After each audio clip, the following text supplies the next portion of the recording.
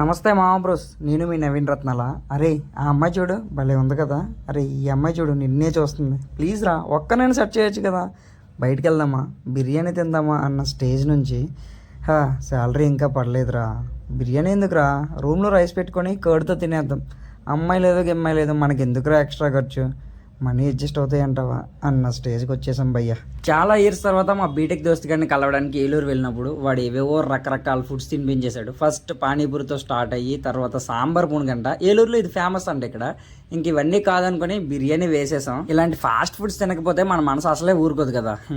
ఏదేమైనా మనసుకు నచ్చిన వాళ్ళతో చాలా రోజుల తర్వాత కలిసినప్పుడు ఎన్నో విషయాలు, ఇంకెన్నో బాధలు, మరెన్నో ఇబ్బందులు ఇలా మాట్లాడుతుంటే మనసు కొంచెం తేలికైపోయింది నాకైతే. ఫోన్లో కాకుండా మనకు దగ్గరగా అనిపించిన వాళ్ళు మీట్ అయినప్పుడు ఫోన్ పక్కన పడమింగి మనస్ఫూర్తిగా మాట్లాడితే నిజంగా ఆ ఫీల్ భలే ఉంటుంది.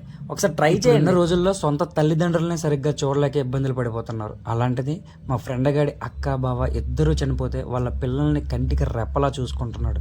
నేను ఎన్ని ఇబ్బందులు పడినా పర్లేదు, పిల్లలకి కావాల్సింది ఇవ్వాలి అనే అనుక్షణం తన గురించి కాకుండా పిల్లల గురించి ఆరాటపడుతున్న నీకు హ్యాట్స్ ఆఫ్ అన్న. ఐఎమ్ రియల్లీ హ్యాపీ ఫర్ ఇలా చాలా ఇయర్స్ తర్వాత కలిసినందుకు చాలా హ్యాపీగా ఉందన్న. And I miss you so much.